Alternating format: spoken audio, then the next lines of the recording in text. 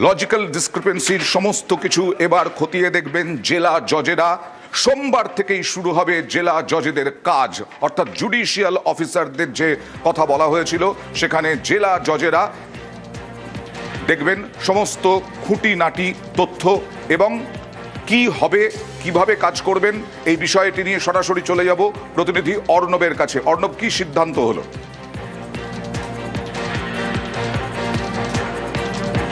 দেখো, আজ কলকাতা হাইকোর্টে দুটো বিষয় ঘটলো। এক, প্রথম সুপ্রিম কোর্টের আদেশ অনুযায়ী বৈঠক হলো দুপুর 2:30 থেকে 4টে পর্যন্ত, যে বৈঠকে এসআইআর সঙ্গে সম্পর্কযুক্ত সব পক্ষ তারা এক ছাতার তলায় তারা বৈঠক করলেন, বেশ কিছু সিদ্ধান্ত নিলেন।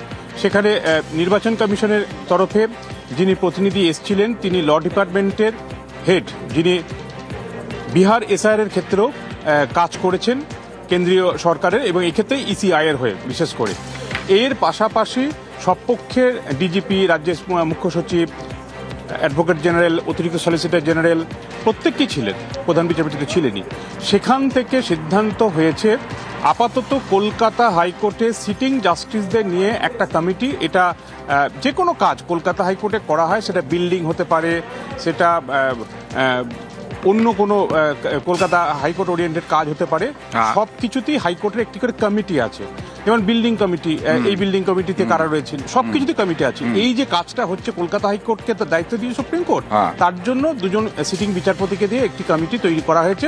সেটা একেবারে হাইকোর্টের নর্মাল ফর্ম। কিন্তু এই জুডিশিয়াল অফিসার বিচারকরা যে এসআইআর কাজ করবেন, সেই কাজটা কিন্তু জেলা বিচারকরাই ঠিক করবেন। তারাই বিষয়টা প্রাথমিকভাবে তারাই দেখবেন, তাদের নজরদারিতেই সেখানকার জেলার বিচারকরা কাজটা করবেন, এমনটা কিন্তু নির্দিষ্ট হয়েছে।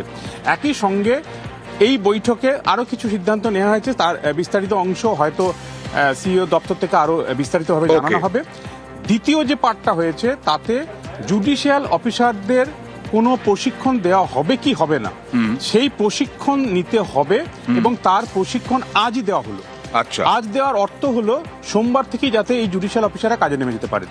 এবং 8 ঘন্টার একটা সেশন হলো, ভার্চুয়াল বৈঠকে উপস্থিত হন প্রধান বিচারপতি সুজয় পাল। তিনি সমস্ত জুডিশিয়াল অফিসারদের একটা ভার্চুয়াল বৈঠকে ডাক দেন। সেই ভার্চুয়াল বৈঠকে প্রায় 100-র বেশি অফিসার ছিলেন বলে আমরা সূত্র মারফত জানতে পারছি। যদিও প্রায় 250-র কাছাকাছি জুডিশিয়াল অফিসার এখনো পর্যন্ত হাইকোর্টের যা তথ্য এসছে তাতে এই এসআইআর কাজ করবেন, সংখ্যাটা আরো বাড়তে পারে কিছুটা। এবং এই জুডিশিয়াল অফিসে সুপ্রিম কোর্টের আদেশ এসআইআর কাজ কি করে করতে হবে সেটা প্রধান বিচারপতি জানান। কিন্তু ইসিআই এর যিনি এই ল ডিপার্টমেন্টের হেড যিনি ছিলেন, তিনি আজকেই প্রশিক্ষণ শুরু করে দেন এবং 8 ঘন্টার একটা সেশন হয়।